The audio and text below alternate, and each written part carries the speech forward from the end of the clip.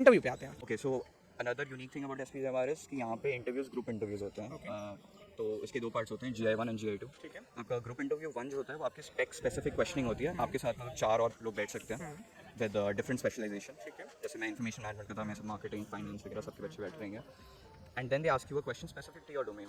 ठीक है। आपको वो आंसर करना है। हो सकता है कि आपने अगर कोई सेकंड प्रेफरेंस भर रखा है अपने स्पेशलाइजेशन के लिए, तो they can ask you that also. But usually only difference is कि आप 4 लोगों के साथ बैठे हुए हो, तो आपको अपने आंसर्स मतलब थोड़े सोच के बोलने पड़ते हैं। तो that is GI1। Once you clear that you go to GI2। अब इसको मतलब आसान भाषा में GI2 को एक तरीके का अच्छा राउंड या साइकोमेट्रिक राउंड कह सकते हैं। इसमें भी होता ग्रुप इंटरव्यू है, बट इसमें क्या होता है कि आपको बहुत ethical dilemmas and like different social situations के बारे में क्वेश्चनिंग होती है। And it's like I wouldn't say it's grilling, but काफ़ी डीप तक वो चीज़ चली जाती है कि आप ये क्यों कर रहे हो, आप ये क्यों नहीं कर रहे हो। साइकी समझना चाहता हूँ। आपका बेसिकली वो फिट देखना चाह रहे हैं कि आप हमारे कल्चर में फिट होते हो कि नहीं। And that is very important. Example दोगे किस तरह के क्वेश्चंस थे? आई थिंक एक क्वेश्चन मेरे इंटरव्यू का मेरे को याद आ रहा है, उसमें उन्होंने पूछा था कि आपका एक प्रोजेक्ट है एंड टुवर्ड्स द एंड आप बहुत सारे मिस्टेक्स करने लग गए हो, तो आप क्या करोगे? अब आप डेडलाइन एक्सटेंड कराओगे, आप जैसे मिस्टेक्स हो रहे हैं वैसे भेज दोगे, तो आप क्या करोगे? तो it's not like a question इसमें येस और नो या राइट, इट्स ऑल ग्रे। वो आपका अंडरस्टैंड करना चाह रहे हैं कि आपका रीजनिंग क्या है, कि मतलब आप एथिक्स में बिलीव करते हो कि नहीं हो। तो लाइक मैंने कहा था कि हाँ मैं शायद डेडलाइन एक्सटेंशन की तरफ जाऊँ। दूसरे मेरे साथ जो बैठा था उसने बोला था कि नहीं, मेरे लिए deadlines are sacrosanct and which is a big thing at SPJM, मतलब कि डेडलाइंस को रीच नहीं कर सकते कुछ भी हो जाए। तो उसने वो बोला था। तो ऐसी लाइक डाइवर्स ओपिनियंस आते रहते हैं कि द इंपॉर्टेंट थिंग इज़ कि आप एक्सप्लेन कर पा रहे हो अपना पॉइंट ऑफ व्यू एक अच्छे स्ट्रक्चर्ड फॉर्मेट में। तो क्या आपने जो आंसर किया उसको फिर आपको बैक करना होता है? हाँ, सो बेसिकली अभी मैंने जैसे कह दिया कि हाँ चलो, आई फील कि मेरे प्रोजेक्ट की क्वालिटी मेरे को ज़्यादा इंपॉर्टेंट है, तो I would ask for a deadline extension. अब वो बोलेंगे कि मतलब आप डेडलाइन एक्सटेंशन के लिए चाह रहे हो, आप एक्चुअल वर्क में तो आपके लिए पेनल्टी हो जाएगी। ग्रिलिंग वाला प्रोसेस समझ actually the grilling starts there कि मतलब आपका क्लाइंट बोलेगा कि दिस इज़ नॉट एक्सेप्टेबल, हम तो आप पे कुछ पेनल्टी लगाएंगे, तो आप उसको कैसे डील करोगे? फिर आप कुछ आंसर करोगे कि हाँ मतलब बट स्टिल मेरे प्रोजेक्ट की क्वालिटी अगर ख़राब हुई तो that would have a much greater impact on the client, तो आप उनको ये समझाने की कोशिश करोगे। फिर मतलब ऐसे ही करते करते ग्रिलिंग थोड़ा लंबा खिंच सकता है। आई थिंक 1 आवर का ऑलमोस्ट चलता है दिस राउंड। सो या दिस लाइक 5-6 सिचुएशंस के अराउंड पूरा ग्रुप।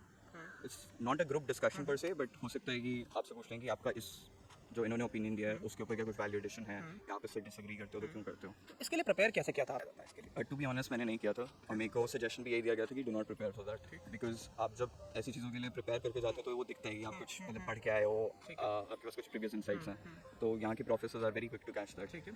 तो like be honest and if you think you are ethical in your daily life, आप अच्छी चीज़ें करते हो, तो GI2 should not be a big issue for you. उसके बाद सो GI2 हो गया, उसके बाद दैट्स द फाइनल राउंड, उसके बाद आपका या ठीक है। वर्क एक्सपीरियंस को कितना वेटेज मिलता है आपको? so exact criteria is not noted, but mostly like people with, especially in the information management and operations management spec, they have about 2.5 years of experience. वहीं हम marketing की बात करें, it's mostly freshers because that's what the industry demands, like fresh ideas and everything. So overall batch को देखा जाए, I would say 1.5 years, 2 years का experience तो सबके पास है ही. And they've also recently started with the PGDM BM course, which is almost equivalent to the flagship PGDM. And वहाँ पे अगर हम देखें तो almost everybody has a 2 years of work ex. ठीक है। इंडिया का one of the few colleges है जहाँ पे आपको अपनी स्पेशलाइजेशन पहले चूज़ करनी पड़ती है बिफोर एंटरिंग द कॉलेज। ठीक है। एंड इससे क्या फ़ायदा होता है कि बच्चे का like every student has a clear focus कि उसे कहाँ जाना है फ्यूचर में। Another thing is this is a profile based college.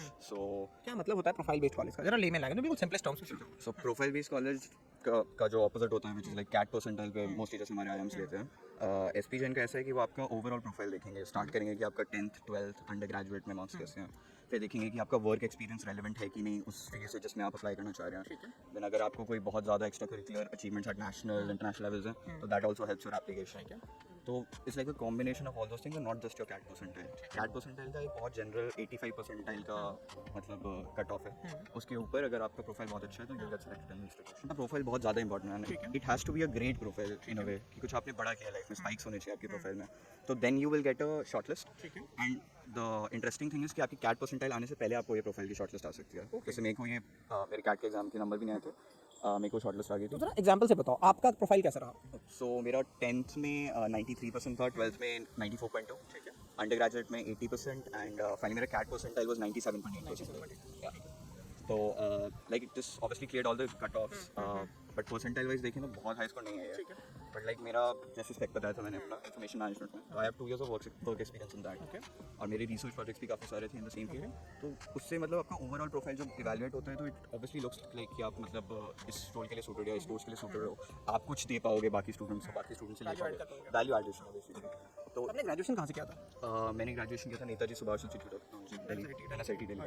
ठीक है, तो मतलब यहाँ पे फिर क्या आपने ग्रेजुएशन जहाँ से किया उसका भी इंपॉर्टेंट रोल हो जाता है? आई थिंक थोड़ा तो आई एम श्योर होता ही है, कांट से कि इनके मतलब कहीं कंपेरिजन में पैरामीटर में हो सकता है फील, बिकॉज ओवरऑल आप देखें बच्चों की qualities of undergraduate college are very great.